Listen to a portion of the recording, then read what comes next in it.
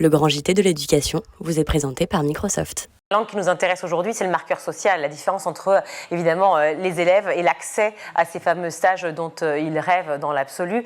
On peut bien imaginer que c'est pas le même pour tout le monde. D'ailleurs, Gabriel Attal, dans ses vœux, répétait qu'il voulait absolument que, aucune porte ne soit fermée pour les élèves.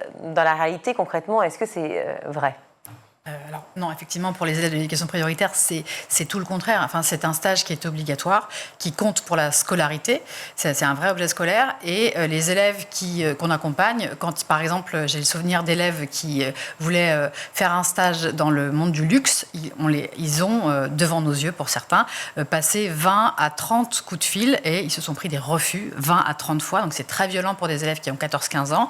Et c'était au moment où, justement, on avait 2 stages dans le magasin Hermès de la rue du Faubourg Saint-Honoré à Paris qui venait d'arriver sur la plateforme. Donc on leur a proposé ces stages. Évidemment, leurs yeux se sont écarquillés. Et donc c'est un peu ce que disait Aude, c'est-à-dire que le rôle de Viens voir mon taf, c'est de proposer justement cet accès à des lieux de stage prestigieux à des élèves qui, au départ, sont, comme on le dit, sans réseau, c'est-à-dire qui ont des parents à 66% ouvriers ou inactifs, donc qui ont un petit réseau professionnel, et pas, par exemple, comme aux enfants de cadre que peut-être vous connaissez. En tout cas, moi, par exemple, dans mon entourage, j'ai des parents qui vont dire à leur enfant alors, qu'est-ce que tu voudrais faire ? Donc, dans mon réseau, il y a ça.